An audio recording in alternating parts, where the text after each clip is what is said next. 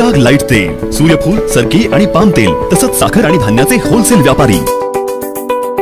Chirag enterprises, सावी गल्ली, Jaysingpur. Phone 7066 916 916। विद्यार्थिनींनी अन्याय सहन करू नये, पोलीस उपनिरीक्षक उर्मिला खोत यांचे प्रतिपादन। कोथळीत विद्यार्थिनींना निर्भया पथकाकडून मार्गदर्शन। स्वरक्षणासाठी पोहणे, कराटे शिकावे, तसेच मिरची पूड दप्तरात ठेवणे, ओरडणे, चावणे, स्कूल बॅग, पेन, सायकलची चावी याचा आपण स्वरक्षणासाठी कसा वापर करू शकतो, तो कसा करावा हे मार्गदर्शन करण्याबरोबरच विद्यार्थिनींनी न भीता न घाबरता बोलावे, समोर जावे, तक्रार द्यावी, अन्याय सहन करू नये। अन्याय करणाऱ्यापेक्षा अन्याय सहन करणारा फार मोठा दोषी असतो, असे प्रतिपादन जयसिंगपूरच्या निर्भया पथकातील पोलीस उपनिरीक्षक उर्मिला खोत यांनी केले। त्या कोथळी तालुका शिरोळ येथे आदर्श विद्यालयात निर्भया पथकाचे कार्य आणि मदत याबाबत मार्गदर्शन करताना बोलत होत्या।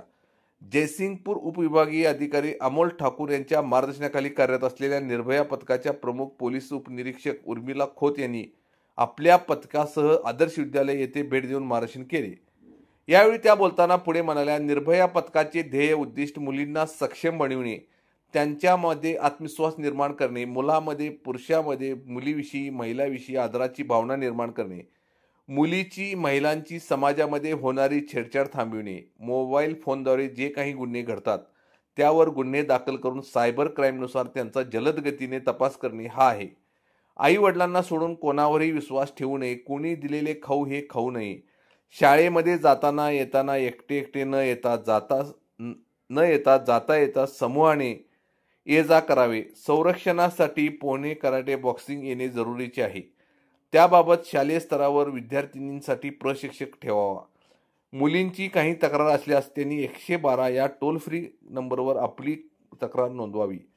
आपणास जयसिंगपूर पोलीस ठाण्यामार्फत मदत देण्यात येईल। सोशल मीडिया संदर्भात मुलींनी मोबाईल किती वापरावा, तसेच इंस्टाग्राम, फेसबुकवर अनोळखी इसमाशी फ्रेंड रिक्वेस्ट एक्सपेक्ट करू नये, त्यामधून आपल्या आयडी हॅक करून आपले फोटोसहित आपली प्रायव्हेट माहिती हॅक केली जाऊ शकते।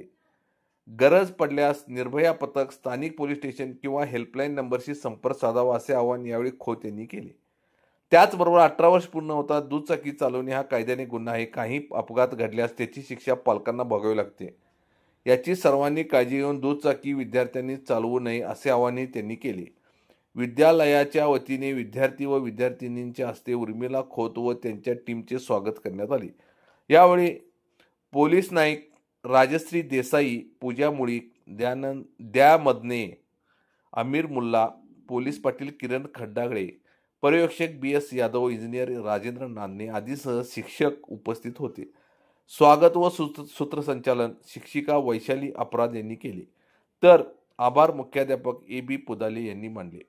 3 टाइम्स न्यूज चॅनलला सबस्क्राइब करा, लाईक करा, बेल आयकॉनला क्लिक करा। ताज्या घडामोडीसाठी आमचा नंबर आपल्या ग्रुपमध्ये ऍड करा।